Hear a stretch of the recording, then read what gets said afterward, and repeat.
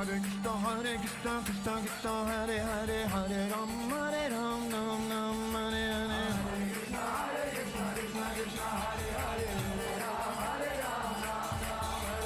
Hare Krishna Krishna Krishna Hare Hare, Hare Rama Ram Hare Hare.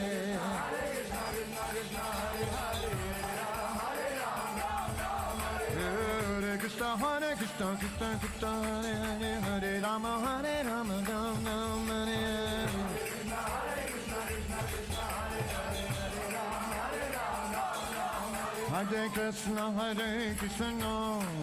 Krishna Krishna Hare Hare, Hare Rama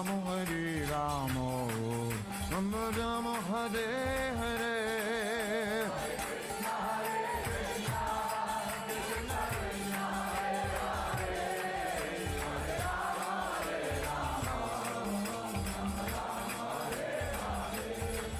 Hare Krishna Krishna Krishna Hare Hare, Hare Rama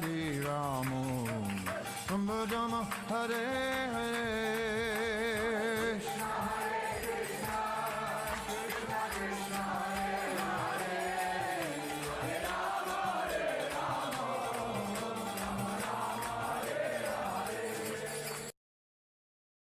Hare Krishna, dear devotees, please accept my humble obeisances and words to Srila Prabhupada. I welcome everyone to His Holiness Candramauli Swami Maharaj's daily class. Thank you all for joining. Today we have Her Grace Sridevi Mataji to give class for all of us. Today we are going to continue with Srimad Bhagavatam series of first canto, 13th chapter, verse number 2. The chapter entitled Dhritarashtra Quits Home. So, Hare Krishna Mataji, my humble obeisances to you, all glories to Srila Prabhupada, all glories to Guru Maharaj. Thank you, Mataji. You can please take over. Thank you, Srimati. Dear devotees, please accept my humble obeisances. All glories to Srila Prabhupada, all glories to our wonderful Gurudev. Thank you all so much for coming, and I humbly request for your prayers, your good wishes, and your blessings, so that I may be able to do justice to the service that has been given to me. Please kindly give me your blessings. I really would appreciate that. Thank you so much. So we are continuing our reading of this chapter, Dhritarashtra Quits Home, a very important chapter to understand. And right now, these few verses are focused on Vidur, the brother of Dhritarashtra, who is a very learned soul, as we shall see. Om Namo Bhagavate Vasudevaya. Om Namo Bhagavate Vasudevaya. Om Namo Bhagavate Vasudevaya. Narayanam Namaskritya Naram Jaiva Narottamam Devim Saraswatim Vyasam Tato Jaya Mudirayet Nashta Prayeshva Bhadreshu Nityam Bhagavata Sevaya Bhagavati Uttama Shloke Bhaktir Bhavati Naishtiki. So the Srimad Bhagavatam, Canto 1, Chapter 13, verse number 2 goes like this. Yavata kritavan prashnan kshata kausharavagrataha jataika bhaktir govinde tebhyaschopar ramaha. So, translation and purport by His Divine Grace A.C. Bhaktivedanta Swami Prabhupada, Srila Prabhupada Ki Jai. After asking various questions and becoming established in the transcendental loving service of Lord Krishna, Vidur retired from putting questions to Maitreya Muni. Purport. Vidur retired from putting questions before Maitreya Muni when he was convinced by Maitreya Rishi that the summum bonum of life is to be finally situated in the transcendental loving service of Lord Shri Krishna, who is Govinda, or one who satisfies his devotees in all respects. The conditioned soul, the living being in material existence, seeks happiness by employing his senses in the modes of materialism, but that cannot give him satisfaction.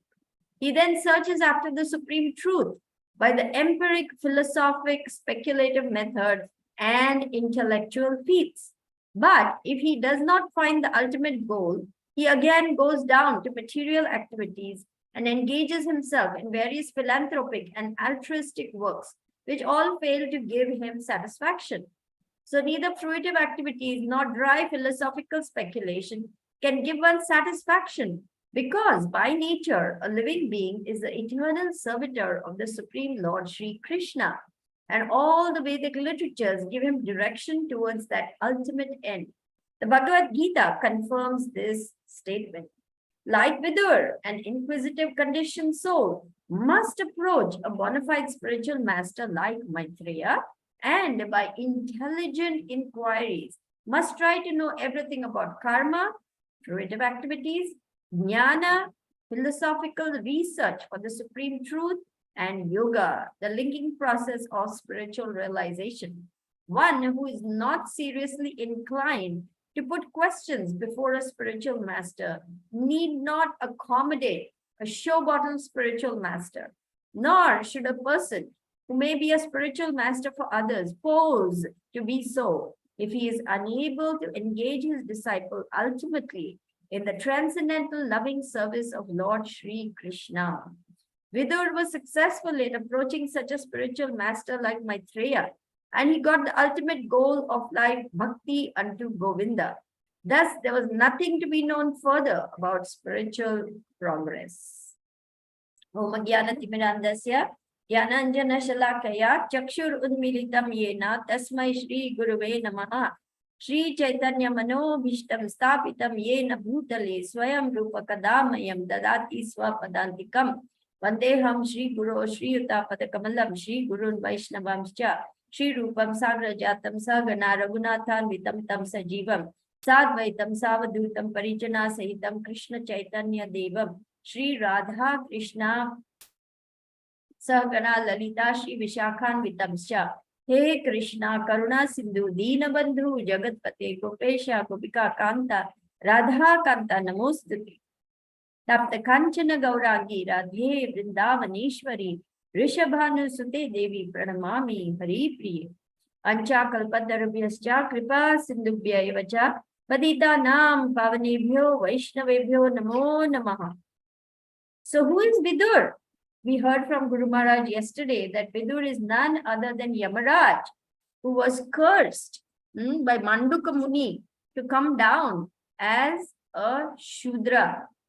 And therefore, his birth, even though Vyasadev is his father, his mother is a Shudrani, the servant maid of the queen. So therefore, he is actually considered Shudra. But because he is born of such an exalted personality as Vyasadev, and he is the brother of Dhritarashtra and Pandu, he was given a lot of respect by Bhishma Dev and the others, though he didn't get any kingly position. Now Vidur is very, very knowledgeable and he wants to know more. So he's asking very detailed questions to Maitreya Muni. And Maitreya Muni gives him very satisfactory answers and leads him to the path of devotional service, so that when Vidur comes back from his travels, he's fully empowered to give spiritual knowledge even to Dhritarashtra. And that is how he saves him, by telling him very firmly that it's time for you to go to the forest and focus on the supreme absolute truth. What are you doing over here? Simply getting all this attention and pampering and everything. You've forgotten the purpose of life. And Dhritarashtra finally takes that advice very seriously and leaves the palace of Yudhishthir and goes and makes his life successful. That is even more interesting to hear. So when he has understood the goal of life, he wants to give this knowledge to others. This is the nature of a compassionate soul, understanding how the conditioned souls are struggling with the material energy like fish caught in a net, continuously struggling to find one drop of happiness here, one little drop of contentment there. The soul who is in knowledge wants to release people from their suffering state by giving them real knowledge, which takes them out of their suffering state and puts them on the path of loving devotion to Krishna. So this is really the highest position. To become a devotee of the Lord is not a small thing. And this gift comes after many lifetimes of penance, tapasya. Bahunam janmanam ante jnanavan mam prapadyante Vasudeva Sarvamiti Sa Mahatma Sudurlabha. Bhagavad Gita, chapter 7, verse 19. There, Krishna is saying, after many, many births and death, he who is in knowledge of me, who knows me as the supreme cause of all causes, surrenders unto me. Such a great soul is very rare. So, all of us are very fortunate that by Srila Prabhupada's mercy, we have come to the path of Bhakti Yoga. This is not a small thing, because just let's see further in this purport what all the conditioned soul does in order to gain some real happiness.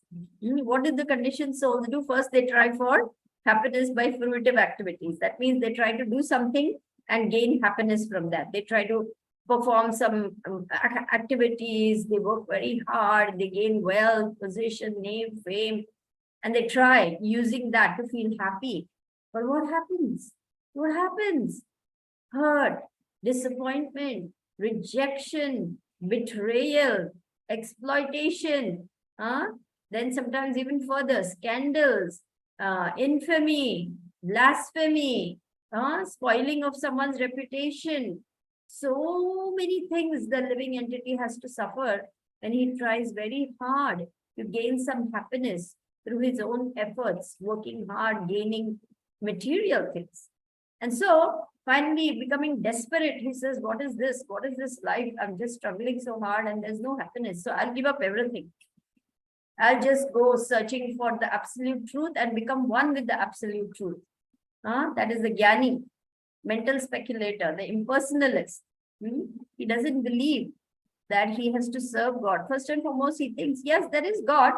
He admits that. But he wants to become one with God in order to become the supreme.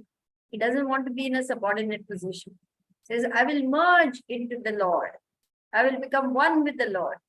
They want to become God. Because again, the same drive is there. I want to be happy. I want to seek happiness. I want to lord it over material nature. That also cannot give happiness. So then mystic yoga. The next thing he tries is to meditate on the Lord within. Paramatma feature of the Lord. And gain a lot of mystic powers. Anima, Laghima, Garima, Mahima. Anima means becoming very, very, very, very small. So small that you can escape through a keyhole. There was once one Naga Baba in Orissa. He used to be practically naked all the time. And the Britishers were very upset to see such a person loitering on the street. So they would arrest him and throw him in jail. And next day he would again be out on the streets. And they couldn't figure it out how this person is. And they tried many times and finally they gave up. So this yogi had this siddhi that he could escape from confinement by becoming very small and coming out of a keyhole even. So that's called anima. Mahima is becoming very huge. Hanuman demonstrated this by becoming huge like a mountain. And then jumping over the ocean to reach Lanka. He also demonstrated the same feature in the war against Ravana by becoming very huge, very, very, very huge, and placing Ram and Lakshmana on his shoulders so that they could shoot the arrows very nicely from a great height. And he personally also took part in the war like that. So that is Mahima. Laghima is becoming very light, light as a feather. It's called levitation. Sometimes sages who acquire this power, suddenly they'll be floating in the air. Radhanath Maharaj describes this in his journey home, his autobiography, that when he was wandering in the Himalayas among the sages, he would be in the group of sages and suddenly they would levitate. He described that is called levitation. Then Laghima, Garima, becoming very heavy, immovable. Madhvacharya demonstrated this when once one heavy, powerful wrestler came and said, I challenge you to a fight. Madhvacharya just smiled and said, all right, I'll fight with you. But first you move my big toe from the ground. So he just placed his big toe on the ground and he said, now you move this big toe of mine. And that person pulled and pushed and sweated and tried everything. But he couldn't budge that toe 1 centimeter, 1 millimeter even. What to speak of a centimeter? He couldn't lift Madhvacharya's big toe off the ground. So powerful was Madhvacharya. And then the fellow had to accept defeat. Another person demonstrated this. Who was that? Do you remember? Mahabharata story? Hanuman. He comes to humble the pride of Bhim. Bhim, they are in the forest. And Bhim is walking along, mighty warrior, and he sees about a very old monkey lying in his path. Now he cannot cross over a, person who is alive, and there's no other way to go. So he tells the monkey, move out of my way. So the old decrepit, so-called decrepit monkey said, I'm a very old, tired, decrepit monkey. You just push me out of the way or pull me out of the way. So the long tail of the monkey is there. So Bhima bends down and tries to grab the tail of the monkey to just pull the monkey by his tail and throw him aside. And to his surprise, he cannot move the monkey's tail. He pulls, he pushes, he sweats, he does everything, but he cannot move that monkey's tail. And he starts wondering, what's going on here? This is an old monkey and I cannot move his tail. So then he realizes, oh, this is a very powerful personality. He says, who are you? And then Hanuman reveals himself. I'm your elder brother, Hanumanji. So that's how he humbles his pride and blesses him. So that's Garima. Then you have Prapti. You can get anything from anywhere. You can be sitting in Kolkata and you can pluck grapes from Kashmir. You can produce ash out of thin air. You can produce gold rings out of thin air. This is called mystic yoga siddhi called Prapti. You can get anything from anywhere. And fake godmen use this power to impress people. Then Prakamya. Prakamya is, what is Prakamya? Let me think. Prakamya is, performing supranormal feats. They can live underwater. They can hold their breath for a very long time. They can go into yogic trance, like that. And Saubhari Muni demonstrated that by going underwater, meditating for many, many years. Vishwamitra Muni, 60,000 years meditation. So like this, they have supranormal powers. Then there's Ishitva and Vashitva. Ishitva means you can make nature listen to your commands. You can make the rain fall. You can change the direction of the wind. You can move planets. You can manufacture a planet. You can do very, very powerful things like that. And Madhvacharya demonstrated this by saving that ship from drowning. Once there was a ship which was going to capsize, and Madhvacharya was on the shore. And the captain started calling out, save us, save us, save us. So Madhvacharya simply waved his chadar. The wind changed direction and the ship came safely to shore. And guess what was in that ship? The big blocks of Gopi Chandan, in which was Udupi, Sri Krishna and Balaram. Murtis were there. Anyway, that's another story. Then that's Ishitva. And then Vashitva is being able to influence the minds of people and animals. Hypnosis, mass hypnosis. Some people have this power also. They're very powerful. They can hypnotize whole groups of people and bring them under their command. Fake godmen use this power also to sway people into believing that they are God. But these are all just mystic powers. And even this doesn't give them satisfaction because they are not retaining the position which we are actually are. What are we? Jivera Swarup Hoy Nityera Krishna Das.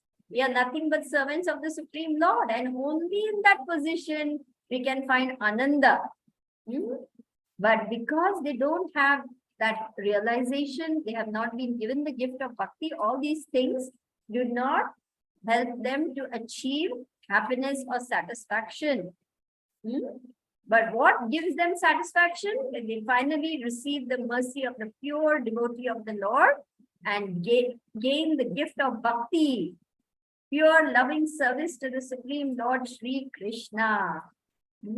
So the spiritual master who guides the disciple to this ultimate goal of life is a real spiritual master, like our Srila Prabhupada. And in the Bhagavad Gita 15:15, this confirms what all the Vedic literatures are saying. Come to know Krishna, come to know who is God, and then surrender unto him and render loving service unto him. Vedaishta sarvai aham eva vedya vedantikrit vedavid eva chaham. What is the first line? Sarvasya chaham hridi sanivishto mata smriti dhyanam apohanam cha vedaishta sarvair aham eva vedya vedantikrit vedavid eva chaham. This is Bhagavad Gita 15:15. I am seated in everyone's heart. From me comes remembrance, knowledge, and forgetfulness. I am the compiler of the Vedas and the knower of the Vedanta. Indeed, I am the knower of the Vedanta. By all the Vedas, I am to be known. So Krishna is declaring this. I am the end of all the Vedic search. I am Vedanta. That means at the end of searching for all knowledge, you come to me. And he declares the same thing in the Bhagavad Gita. What is that? Everything rests upon me as pearls rest on a thread. There is no more superior truth to me. Mai sarvam idam protam sutre mani gana iva. Matta partaram nyanya kinchid asti dhananjaya. So, mai idam sarvam protam sutre mani gana iva. My dear Arjuna, there is no more superior truth to me. Everything rests upon me as pearls rest on a thread. Krishna declares, there's no more truth superior to me. And the end of all the search, you come, in the end, you will come to me. Krishna is declaring this. So, this is what Vidur also is confirming to Dhritarashtra, that find out the goal of life and follow that. And in that position only we can find satisfaction when we serve the Supreme Lord Shri Krishna. So can we go further down below, my dear Srimati? Now we come to the real crux of the matter. So a conditioned soul, what must he do? Here it says very clearly, must approach a bona fide spiritual master like Maitreya, and by intelligent inquiries must try to know everything about karma, jnana, yoga, etc. and finally reach the process of bhakti. So there are many cheaters and there are many cheated. Srila Prabhupada declares very strongly, you want to be cheated and that's why you get a cheating guru. You want to take the shortcut. You don't want to do the real thing. And therefore, you get all these cheating gurus who say, yeah, here, pay me 10,000 rupees. I'll give you this mantra. You will become God. Or you do like this, and you will acquire this yogic siddhi. Or some such thing. They try to fool the public.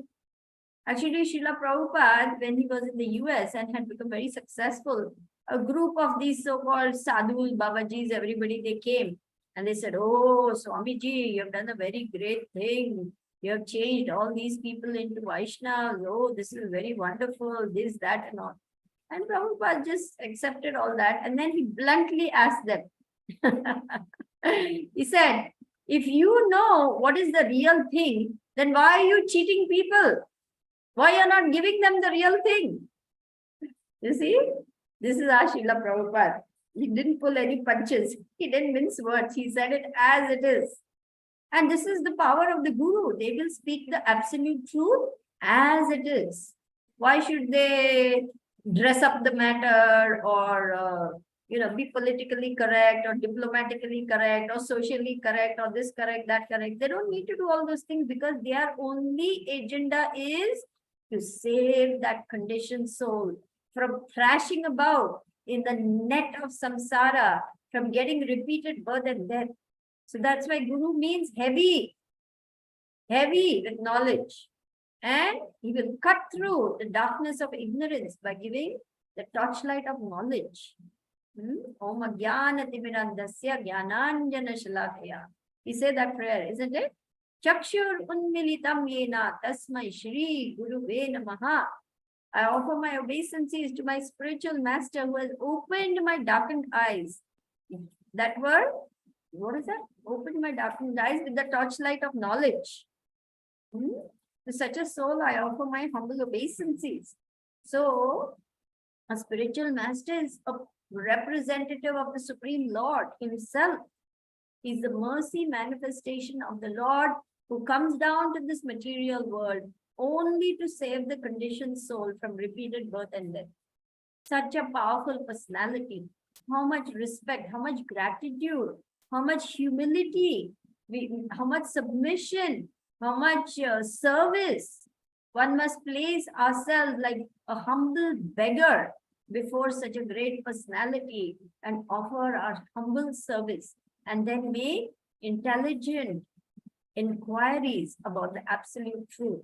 And such a personality by nature is very kind, very compassionate on the conditioned soul, and they help us to make nice advancement on the goal of human life, which is to get re-established in our original position as loving servitors of Krishna. So Vidur was successful in finding such a spiritual master. He found Maitreya Muni, and he got the ultimate goal of life. What is that? Bhakti Yoga. This is the topmost yoga, Purushottam Yoga. We are in the month of Purushottam. This is the highest and the best and the most sublime, the sweetest, and it gives the highest result because it takes us all the way back to Golok Vrindavan simply by following this process. So once we come to Bhakti Yoga, there is nothing more to speculate, to cross-examine, to doubt, to this, to that, to confuse ourselves and confuse others. There's no need to do all that. Once we understand this is the real knowledge coming through the pure devotee, we must be very cognizant of that, accept it, and work in such a way that we are pleasing the spiritual master at every step. We are doing what is called seva. So this is our nature. The nature of the soul is to serve.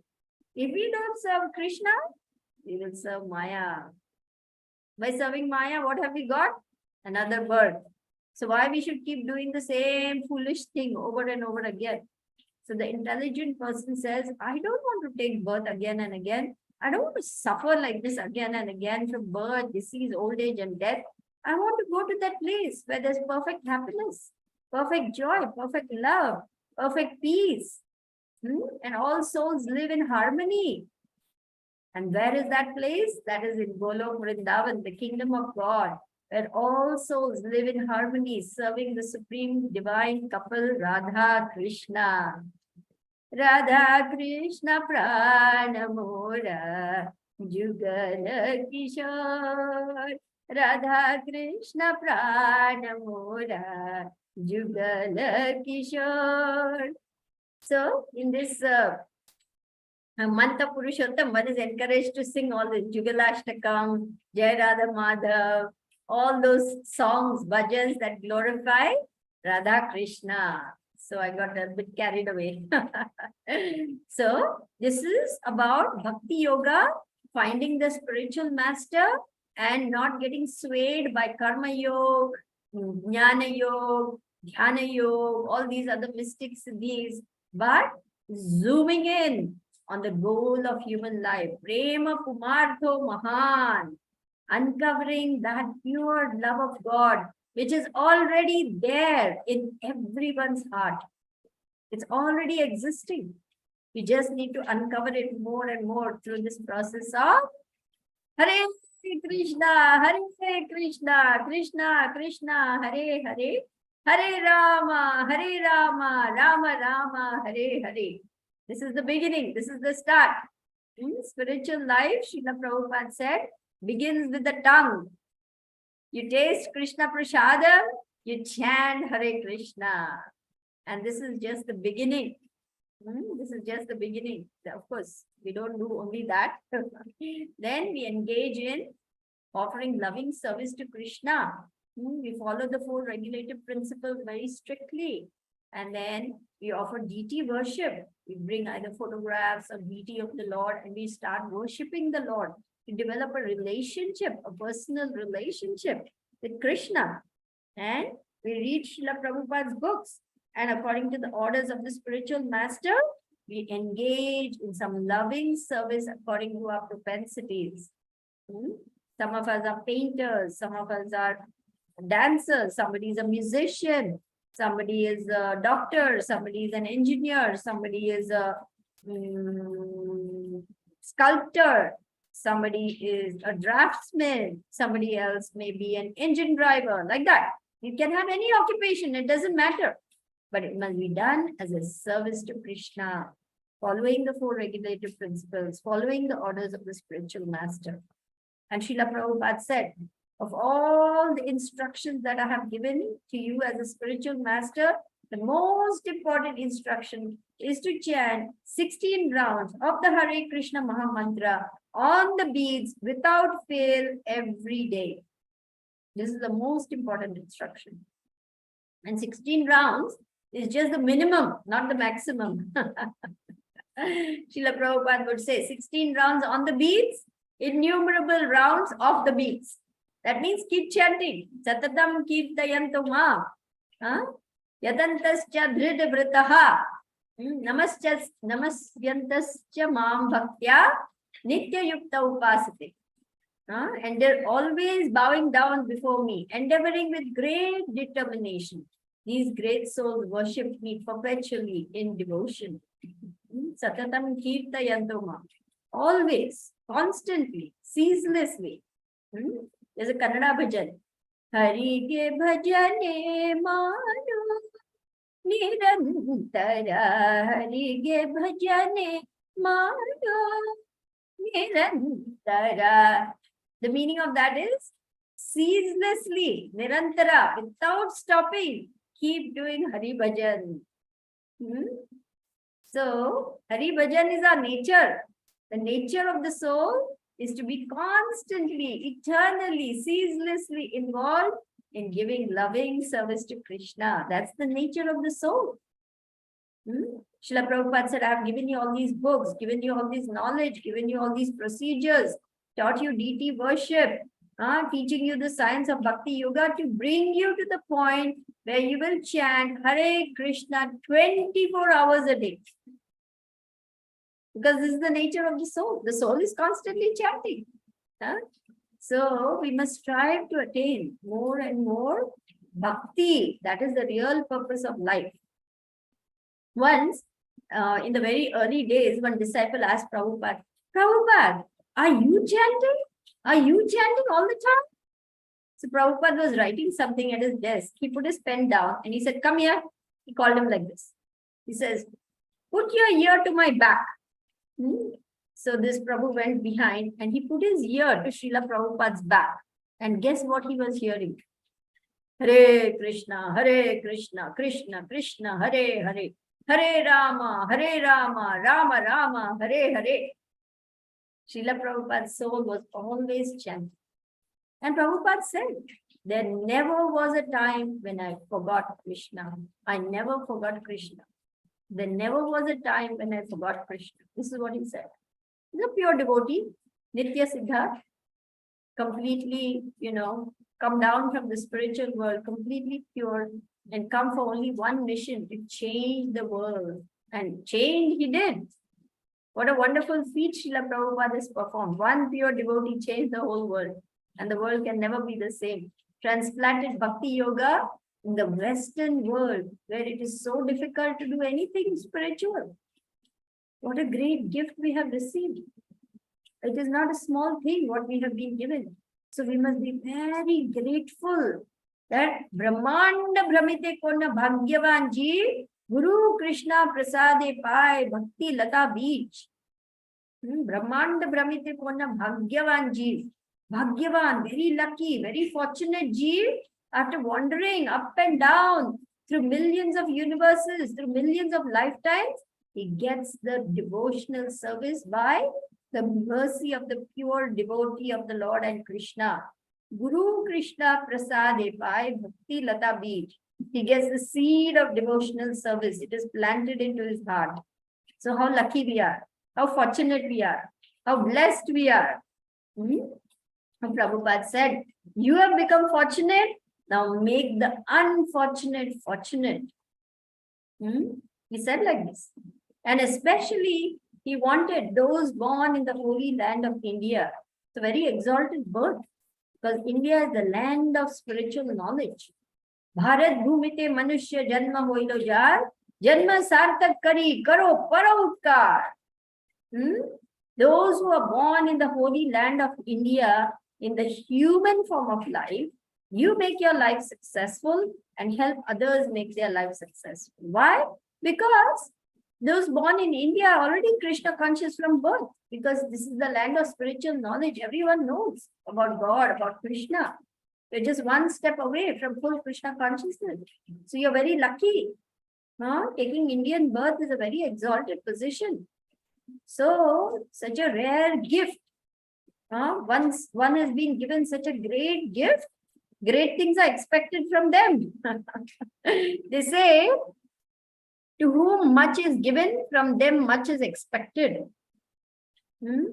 So, to be born in the holy land of India is a very rare gift, very exalted birth.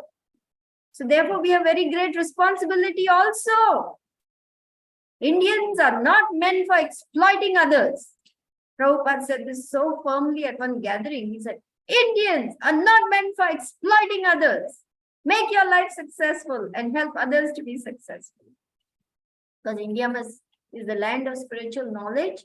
It has given this Sanatan Dharma, gift of Sanatan Dharma to the whole world. So we are all ambassadors for Krishna consciousness. And we have been given this great gift of bhakti.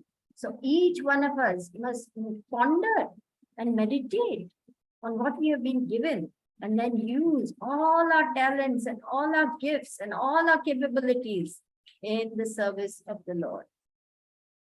So thank you all very much for listening very patiently. Hare Krishna. Hare Krishna Mataji. Thank you so much for such a wonderful class as usual. Thank you for bringing up so many nice points and reminding us again about our duties and how we should act in Krishna consciousness. Thank you so much, Mataji. Dear devotees, if you have any questions or comments or realizations, you can please go ahead. And please turn on your cameras if possible.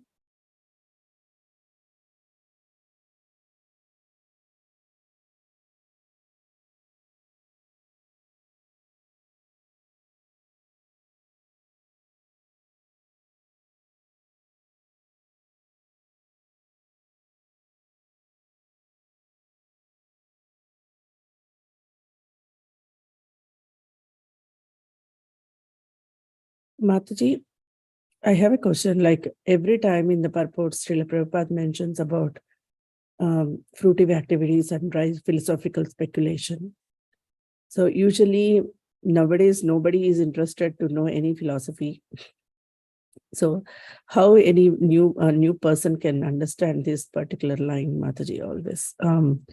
So because usually outside people, I see that they are not at all interested in any philosophy. They are just simply into their jobs and just day-to-day lives, just passing on the life like that, always centered around the kids' lives. And yeah, even I see the elders, they are always into helping their kids. And even though they are settled, they are big grown-up adults, they are always behind their kids only. So they are not at all interested in any philosophy. But I wonder, like, how can we differentiate? Like I see that Prabhupada mentions every time about philosophical speculation. Yeah, mostly maybe a lot of people will be there, but I never met them. So I just want to know your opinion on that. Yeah, in India, there are a lot of such people, impersonalists especially, and they have big groups also. This Narayan sect and that Narayan sect, they even greet each other. Om Namo Narayanaya, meaning you're also Narayan, I'm also Narayan, everyone is Narayan, like that. So there are big groups like this in India, impersonalists, and they keep on propagating this philosophy of impersonalism. They don't want to submit. They don't believe that they should submit. They don't want to talk about individuality. They want to in fact merge into because they have suffered so much and they are so miserable. The idea of, merging becomes very pleasing. Oh, I'll get rid of all my miseries once and for all. I'll become one with the Supreme. I'll become the Supreme. Like this, they claim. But this is all nonsense. It's philosophy, not philosophy. And there are a lot of people who subscribe to this theory. We may not come across them, thank God. We have been directly given the mercy of Prabhupada, but there are so many people who are misled by such people. They come and give lectures in colleges to young students and do all kinds of things to recruit more and more people, because ultimately they want, money from people to sustain all this. They don't want to work, they don't want to do anything. So how they will survive? They have to have followers who will give them money for doing all this. So like this, all this exploiting, cheating is going on. We may not be directly aware of it, but it's there. It's very much there.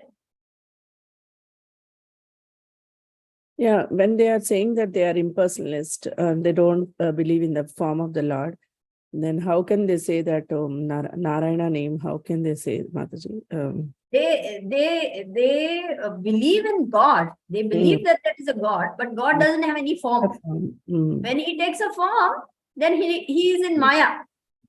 That form itself is material, and he's in Maya, and he's performing all his leelas. So we say this is all his leela. So like this, they have all kinds of ridiculous ideas, and they do not subscribe to the point that we are actually individual souls, and we are meant to serve the Supreme Soul. That they don't want to do at all.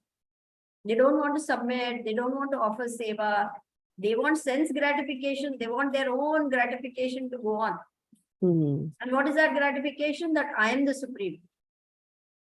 I am the Lord of everything. I'm going to gain mastery over the self like this, and I'm going to enjoy. This is their program. So this is actually very offensive to the Lord. Very, very offensive. That's why Lord Chaitanya said, Mayavadi Bhashya Shunile Hoi Sarvanash. Don't listen. Close your ears to Mayavadi's nonsense, because then your mind will get affected and all your bhakti will get destroyed. So strictly avoid any impersonalistic philosophy or even people who try to push that onto you. We just shun these people because they will spoil our bhakti. They will destroy everything. If you give them a chance, they will completely confuse, bewilder, and finish us, So we cannot afford to allow this to happen. We must protect our bhakti lata very carefully and not allow this impersonalistic nonsense to pollute our consciousness. Yes, Mataji. And you mentioned one point that people are always ready to be cheated. That's why many fake gurus are there. So yeah, I see so many people. Yeah, even though we tell them they don't want to do anything here, but they simply follow them and blindly, and they just want to do that type of nonsense. Yeah. Because they don't want their sense gratification to be disturbed. Yeah, exactly. Yeah, they don't want to stop. Yeah, because they want to continue with their things and then do this one also parallelly. Right. So they think by doing all this, I'm in a good position. After all, I'm giving the fellow money and he's praying for my soul. So something will happen. So like this, they are fooling themselves and they think they're doing something pseudo-spiritual. But actually, they are losing out on the most important goal of the human form of life. They're losing their chance to get out of the cycle of birth and death, which Srila Prabhupada has given us. It's a very big gift that we have received, and we must be cognizant of how invaluable this is, and try at least. They may not listen. They will not listen. I know. I'll give you an example. She was actually very fond of me and she became good friends with me also. But they wouldn't budge on this issue. They would come regularly to the temple, very wealthy Indian family. They would come regularly to the temple. They would even have their son's birthday party at the temple, distribute, nice prasadam to all the devotees, give nice donations for temple program and all that. But when it came to surrendering, no. They had another guru for that. And that guru would give them some, he said, she claims, he gave them some mantra, he initiated them and he told them, what is your Ishtadev? Tell me whom you like. I'll give you that one's mantra. So like this, cafeteria, you take what you want kind of an approach. So he would cater to whatever they like and give them a mantra according to that. And she claimed that to me. So now we have the best of both worlds. We have this also and we have that also. So I was just like, okay, fine. What else can you do? Because such people, they're so intent on enjoying the material energy. They're so enamored of the material energy. They will not give up the idea of their expensive vacations, expensive shopping trips, expensive education in posh schools, expensive houses. I mean, for them, it's all about enjoying with what they have. So it is very difficult for them to grasp this idea that whatever has come by the grace of the Lord and should be again offered to the Lord in service. That conception is not there.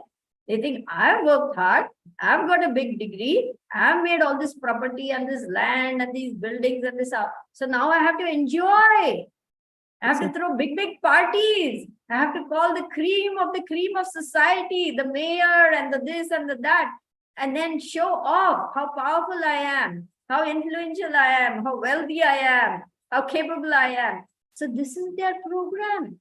So they're so intoxicated with their own power, opulence, gifts, instead of being humble and understanding that these gifts have come from God. And so we must offer them back to God. They are not able to see that. They're very intoxicated with the material energy and what it has given them. So we can't do anything about that. We can only offer Krishna Prasadam, invite them to programs. If they do little seva, they're going to get some Agyata Sukriti. You see, it's a very rare soul in such a situation who will come to bhakti. That is why Prabhupada told George Harrison, you are very fortunate. You have everything and still you want Krishna.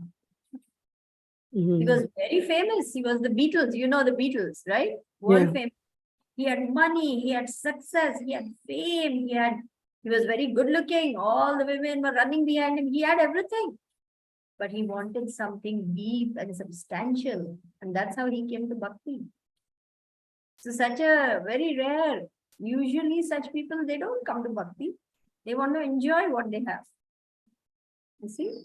And Kunti also says the same thing.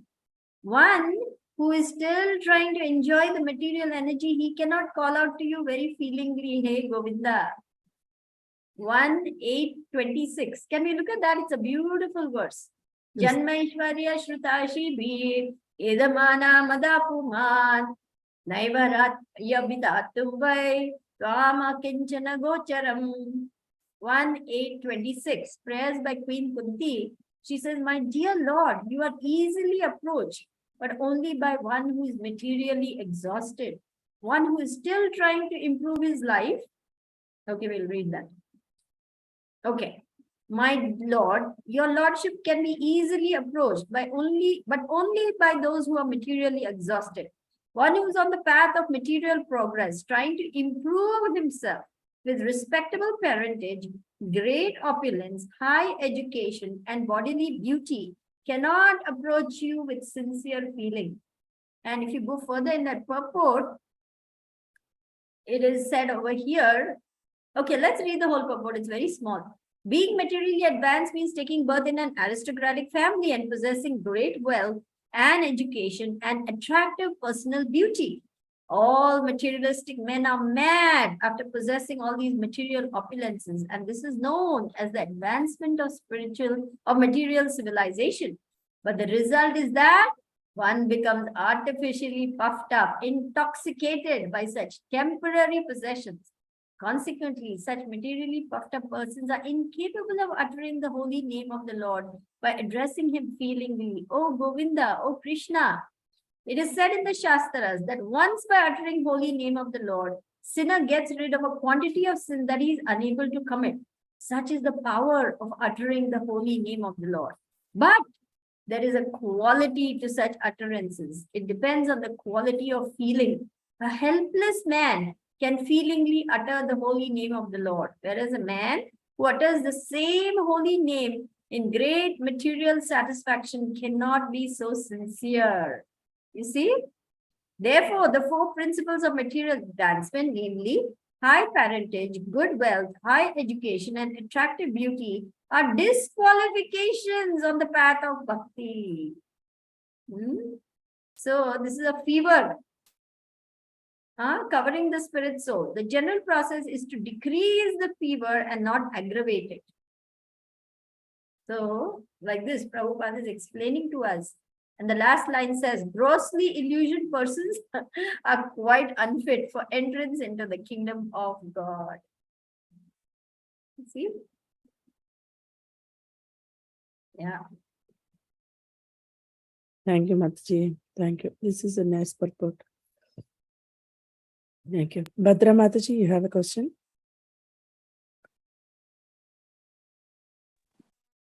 Yes, Hare Krishna Mataji. Please accept my humble obeisances. All glories to Srila Prabhupada, all glories to Guru Maharaj, all glories to all the Vaishnava and your wonderful service. Please accept my humble obeisances, Bhadra Mataji. All glories to Prabhupada, all glories to Gurudev, all glories to the Vaishnava. Thank you for being here with us.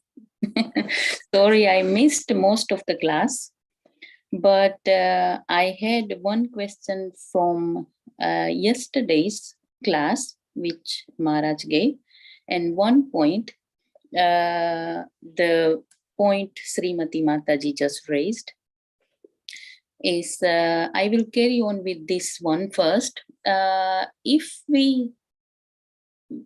When we say that some people just want to enjoy what they have and they don't really want to surrender, but I'm just looking at myself, to be honest, that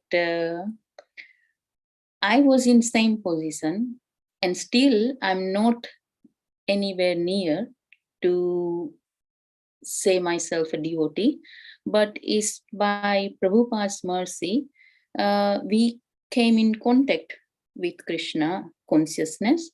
So how do we differentiate two things? What do you mean differentiate what two things? From basically when we see the other people at the moment, that when we try to introduce them with Krishna consciousness, they don't want to take it on. And before I was the same, that I didn't know who's actually Krishna was, even though, and we were worshipping all the demigods and without knowing why we are worshipping and exactly, but and whose position is where, basically, any clear idea. So still we are here. So is there any benefit to the, I don't know whether I'm making myself clear or making more confused the point. I'm trying to understand what is your question. Question is basically when we see the other people, that we see they don't want to surrender. But when I see myself before I came to Krishna consciousness, I was the same. So how can we differentiate? What is the difference between the people we see now and how we came to Krishna consciousness? We received the mercy of the pure devotee and we accepted that mercy. You accepted the mercy. You must have got Prabhupada's books, or someone invited you to the temple. You got your first taste of Krishna Prasadam. You got to engage in kirtan. You must have attended a class. You must have met the pure devotee. Something happened. And then you accepted that. You didn't reject. Receptive mode. Okay. Yes. Okay. Yes. Thank you. Unless one is, yes, because Krishna knows the heart of everyone. He's sitting in your heart. So he knows. If we are ready, he will send a teacher. But if you are not ready, he's just going to leave us alone, saying, all right, do it your way. Suffer and learn. No, that is much clearer now. Even though we hear again and again, but we miss very simple, very clear point. So thank you very much for clarifying that. And another point from yesterday's class was just by end of the class, it was really sweet discussion between after the story Maharaj Good luck, bad luck, who knows? yes, between you, Sukha Mataji and Maharaj and all the devotees. So, you mentioned that please don't say that Maharaj, that something when Maharaj said, if I'm here or not, you will still get what you supposed to get. However, I'm just so when you said it, it's really it feels the same, that it hurts. And Yes. even though, so my question is, when we were discussing about attachment and detachment, so what do we call this? Is that spiritual attachment when situation like this, and we feel like, yeah, we don't want certain people or certain, by that we feel attachment and the family attachment. What is that? So there is the difference. We want spiritual attachment to the lotus feet of the spiritual. Hmm. We want to have very deep attachment for, because that's the only eternal principle that we can cling to. Hmm. You see, the spiritual master is the embodiment of Krishna's mercy. We cannot see Krishna directly. We don't have eyes to see Krishna. But he has sent his own representative here in the material world, that we can see, we can hear, we can ask questions, we can interact. That's the most wonderful thing. Who would want to lose that? You see, that is why disciples are broken-hearted when the spiritual master leaves. We cannot even bear the thought of his leaving. What to speak of what's going to happen to us when he leaves? Because leave, he will. He will leave. That's just how it is. But the attachment to the lotus feet of the spiritual master is the only means of success. Attachment to his lotus feet is the best means of spiritual advancement. His mercy fulfills all desires for spiritual perfection. He is our Lord, birth after birth. Guru Vandanam prayers every day we sing, isn't it? So this is the attachment we want. We want this attachment. And what is that attachment? Not to the physical form of the spiritual master, but to his Vani, his instructions, his orders, his guidance. That is the attachment. Following the orders of the spiritual master. You see, the lotus feet of the spiritual master are the abode of pure devotional service. I bow down to those lotus feet with great care and attention. My dear brothers, my dear mind, it is by the grace of the spiritual master that we can cross this material existence and attain Krishna. Guru Vandanam prayers. I'm talking the translation of this prayer. So, this spiritual attachment is an absolute necessity. If we are not attached to Guru, then how on earth are we going to fight off the attacks of Maya? Because our material attachments are so deep, it's only can be overcome by our attachment to his instructions. So we want this attachment. So that is, Spiritual the attachment. pure spiritual attachment. Attachment of the soul to Krishna. That was so sweet yesterday. Yeah. It's always sweet, but it's extra sweet. Thank you very much, Mataji. Hare Krishna. Thank you, Mataji. I know disciples, who say, what's going to happen when the spiritual master? I cannot even bear to think of it, I don't even want to think of it.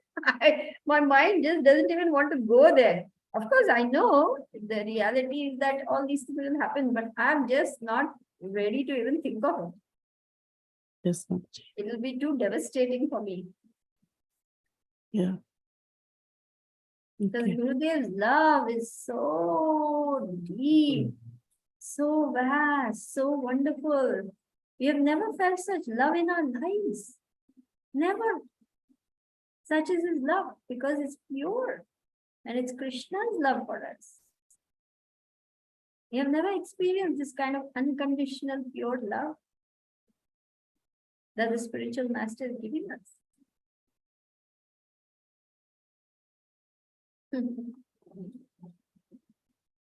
Nice question. Okay, Mataji, thank you so much. I see no more hands raised, and also we are at the 1 hour mark. We'll end the call here. Thank you once again for the wonderful class and nice discussion. We'll end the call here. Vanchakalpatarubhyascha kripasindhubhyevacha patitanam pavanebhyo vaishnavebhyo namo namah. Thank Shri you. Prabhupada ki jai, Guru Maharaj ki jai, Sridevi Mataji ki jai. Thank you, Balaji Prabhu, for encouraging my humble, feeble attempts to serve Guru Maharaj. You are so Thank you, kind to Mataji. encourage me with your kind words. I'm so grateful for that. Thank you. Thank you, Mataji. Your class always, inspires us. So it's very nice to be here listening to your class. Thank you, Mataji. Thank you so much. Hare Krishna. Hare Hare Jai Srila Prabhupada. Jai Gurudev. Krishna. Jai. Thank Thank you, you. Mataji. Amen.